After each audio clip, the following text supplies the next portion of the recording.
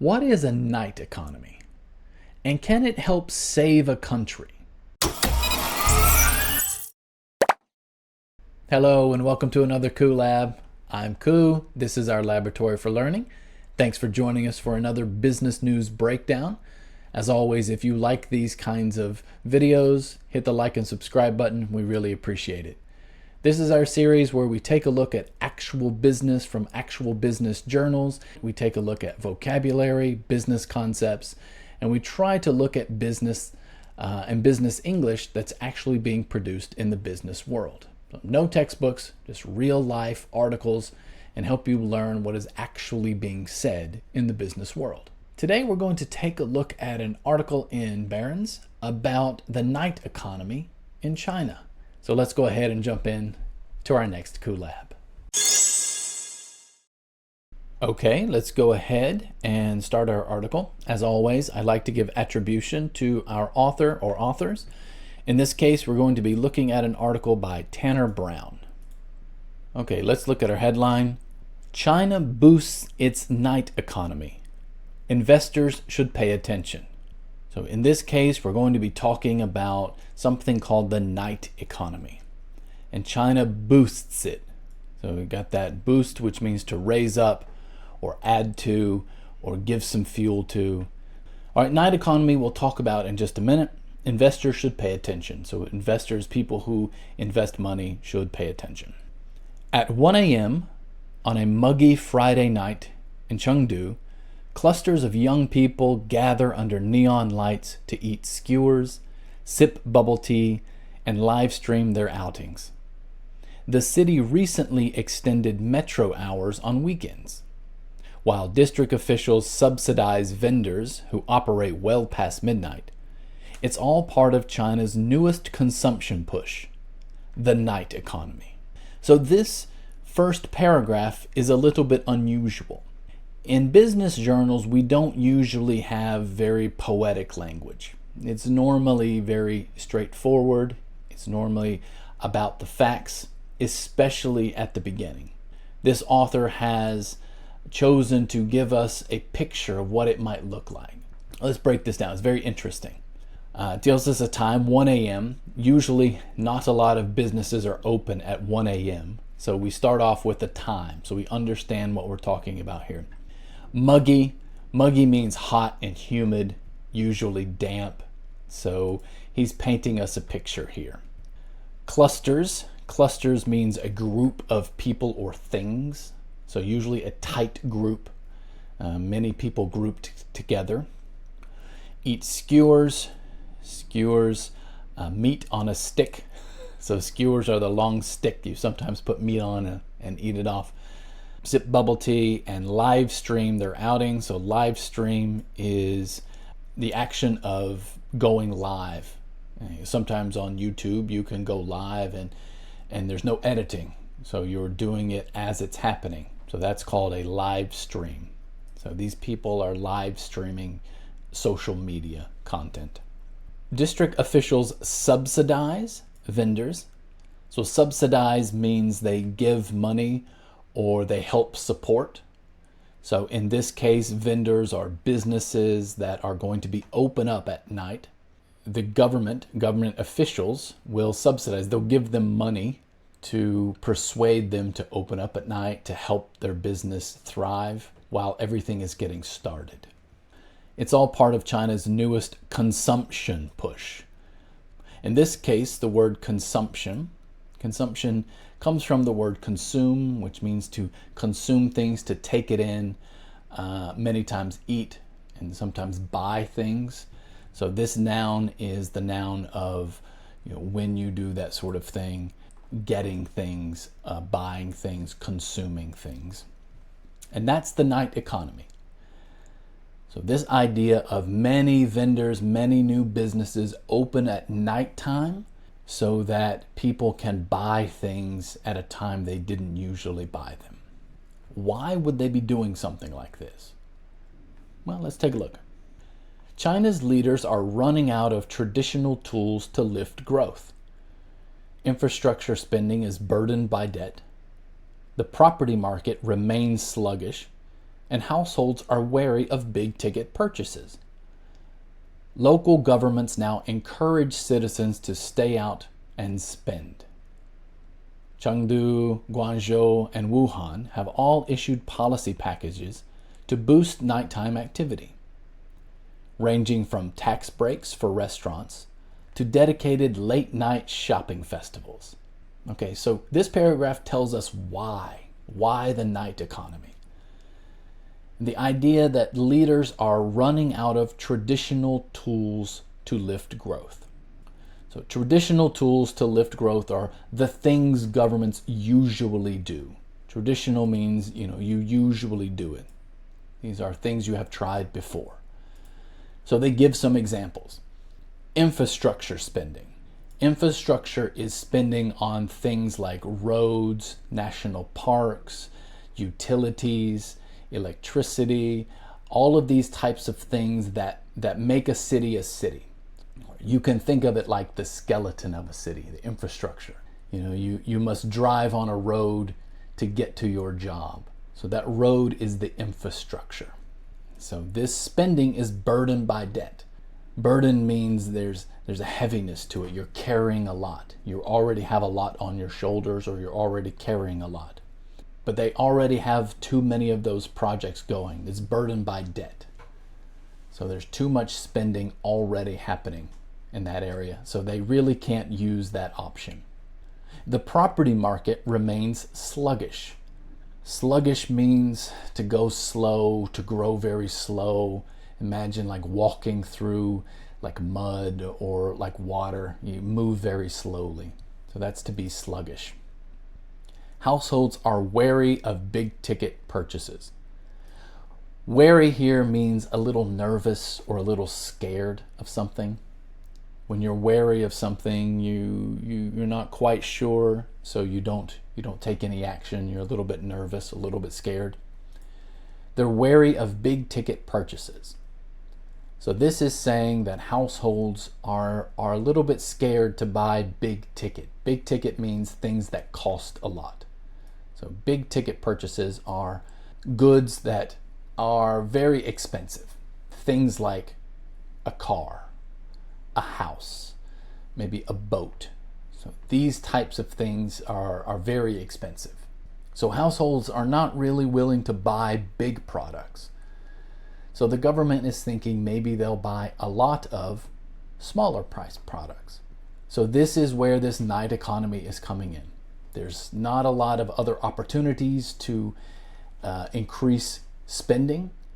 So we're going to try this night economy. So a few Chinese cities have issued policy packages to boost nighttime activity. So policy packages are just groups of policies or several policies from the government to help this nighttime economy grow. That can be anything from tax exemptions to grants, open up zoning for new types of businesses. So these types of things are your policy packages to boost nighttime activity. The Ministry of Commerce estimates that after dark consumption accounts for roughly 30% of urban retail sales, a share officials want to raise. Last month, Beijing designated 300 national model night districts, spanning bars, cinemas, and snack streets. The aim? To make nighttime spending a pillar of urban growth, especially among younger Chinese who are less inclined to buy homes or cars. One of the key statistics is after dark consumption, so this is when we buy things at nighttime, accounts for roughly 30% of urban retail sales. So that's pretty significant.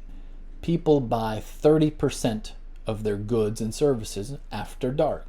And now this is urban retail sales. So urban means in the city.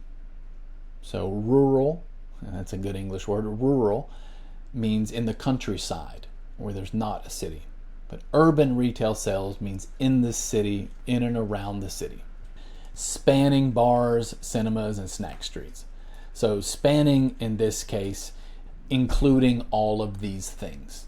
So it spans a spectrum, or it spans a globe. It means across all of, or including all of the following: bars, cinemas, snack streets. The aim, to make nighttime spending a pillar of urban growth. So pillar in this situation is a word that means sort of support. A pillar is a centralized support to like a house or a major building. It's one of the major sort of things that keeps this building up. So a pillar of urban growth would be one of the main ideas dedicated for growth. So when you say something is a pillar, it means like a central, very important idea or thing, like a structure. So this idea is focused towards younger Chinese who are less inclined to buy homes or cars. Inclined means likely. So less likely to buy homes or cars. Inclined means I feel like doing it. In this case, less inclined means they don't feel like doing it. They don't want to buy homes or cars. Remember, homes and cars were our big ticket purchases. The policy is quirky, but not without precedent. China has long experimented with consumer-focused campaigns, from Singles' Day e-commerce promotions to cashback programs for EV purchases. The night economy fits into Beijing's broader shift towards demand-side management, a phrase that appeared in recent policy documents. Okay, so some good vocabulary here. The policy about night markets or night economy is quirky. Quirky means odd, kind of weird, not normal. Quirky means it's kind of fun, odd, right? It's a little bit quirky, but not without precedent. So precedent means it has happened before. If you set a precedent, it means you're saying this is something that we want to happen like this in the future. So this sentence, not without precedent, you've got a lot of not and withouts there. There is a precedent. So not without is our double negative. Those cancel out. So it's quirky, but there is a precedent. Not without precedent is a very common way to phrase this idea. And then they give us some of the precedent, some of the things that they have tried before. Experimented with consumer-focused campaigns, Singles' Day e-commerce promotions, cashback programs. And then it says it fits into Beijing's broader shift towards demand-side management. So demand-side management is an economic phrase or an idea where you try to persuade, you try to affect demand. So you try to encourage people to buy in a certain way. You try to affect demand. The opposite of demand-side management is, of course, supply-side management. Supply-side management is when you make policies that help out the businesses. So you might lower some standards so that businesses don't have to spend so much money on health and safety. You might give the businesses some incentive to produce more. So anything that helps a business produce more is supply-side management. Anything that encourages people to buy more, buy differently, is demand-side management. In this case, the government is trying to get people to buy things at night, after midnight. So they want you to spend money at night as well as during the day. So they're trying to affect demand. For investors, the move could provide marginal upside in sectors from restaurants to transport. Hot pot giant Haidilao International Holding has been promoting its 24-hour locations as a draw for students and shift workers. State-owned operators of subways and buses in Tier 1 and Tier 2 cities are likely to see incremental traffic from extended hours. Logistics companies, including food delivery platforms like Meituan and L.me, are also positioning themselves as nighttime facilitators. So this paragraph is talking to investors. It's saying, what will investors see? Like, where should you invest your money? This business journal, Barron's, often talks to investors a lot. So they're saying it could provide marginal upside in certain sectors. Marginal means medium level, not great, but not nothing. So it sort of means, you're not going to see a lot of growth, but there will be some. Talked about restaurants and transport. They give some examples of some businesses, changing some of their things like hours, opening a 24-hour shop, drawing students, shift workers. So shift workers just means workers at a normal business that work in shifts. So any place that be there 24 hours a day. One person doesn't work 24 hours a day, they work in shifts.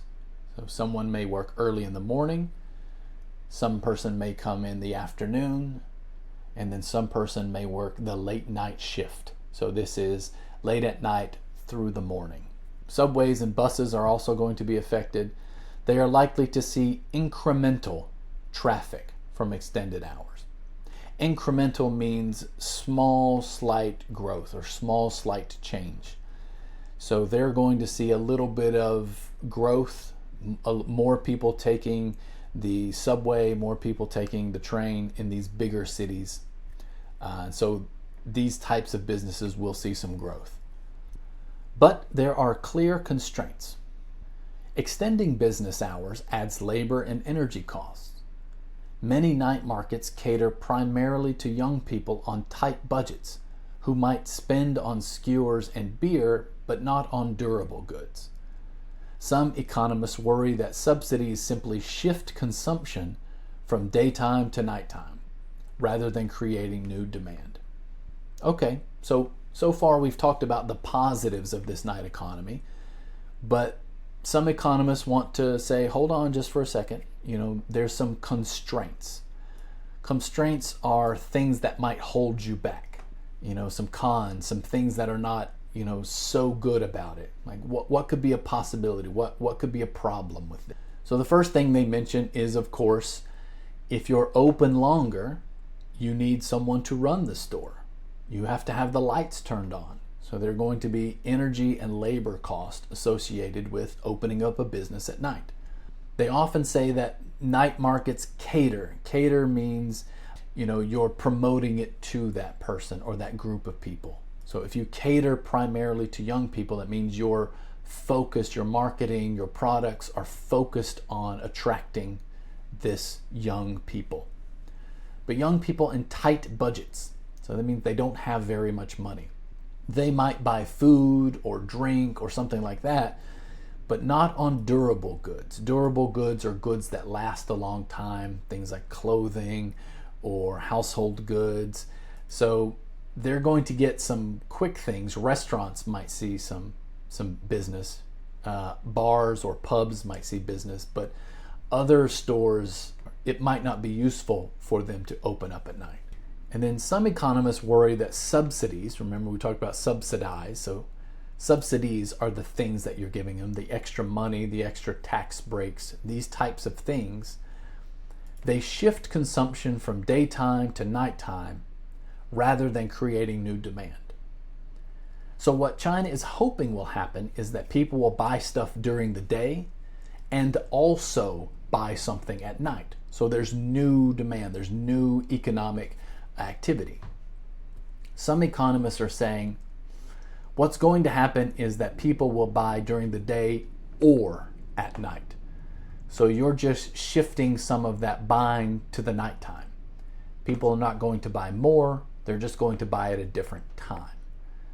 So this is where you shift consumption from daytime to nighttime rather than create new demand. So people will not buy 2 times, they will buy 1 time at a different time of day. So it might not be as awesome as you think. China's experiment is unfolding against a backdrop of stubbornly weak consumer sentiment. Retail sales grew just 3.2% year over year in July, well below pre-pandemic norms. Surveys show households remain cautious, with many preferring to save. Analysts argue that without stronger income growth and greater confidence in the economy, piecemeal campaigns like the night economy will have a limited effect. Okay, so here's some more economists talking about the entire idea. They're trying this against a backdrop. A backdrop is what's happening in the background. So what's happening in the world, what's happening in their country, and why are they trying this? So the backdrop of stubbornly weak consumer sentiment. Sentiment is the word that describes how you feel about something. In this case, weak consumer sentiment. Consumers don't feel like the economy is very good, so they are not spending. When people are nervous about the economy, they tend to, stay safe. They tend to save their money in case they need it later. Retail sales were below pre-pandemic norms. The retail sales has not got back to how it was before the pandemic. So this has been about 5 or 6 years since 2019. So there's still a little bit weaker economy. So analysts argue that unless there's income growth, unless people start making more money or the confidence in the economy gets higher. So the word piecemeal is a word that describes when you do something bit by bit. So very small pieces put together. So this night economy is not an entire huge strategy. It's a piece of the puzzle, and we'll check to see how it's going, and then we'll try something else and try something else. The analysts are saying these piecemeal campaigns, these small things that you try, are going to have limited effect unless they can make people excited about the economy, make people think the economy is doing quite well. All right, I hope you enjoyed that article. Learned a little bit about China's night economy, what it is, how it's going to function, what kinds of words and business ideas are associated with this. If you enjoyed this kind of content, again, be sure to like and subscribe. I really appreciate it. We like doing these sorts of things. We like doing this kind of content for people to really experience, business English through periodicals that are actually being produced for business world. So if you like this kind of content, do let me know, and we'll continue to do this sort of thing. Now, remember, this is a KuLAB, so go ahead and write a comment. Tell me what you think about this article. Tell me if you think the night economy will work. Tell me, would you like to see a night economy in your country or in your city? With that being said, I really appreciate it. Look forward to seeing you again. As always, thanks for joining us, and I hope to see you in the next KuLAB.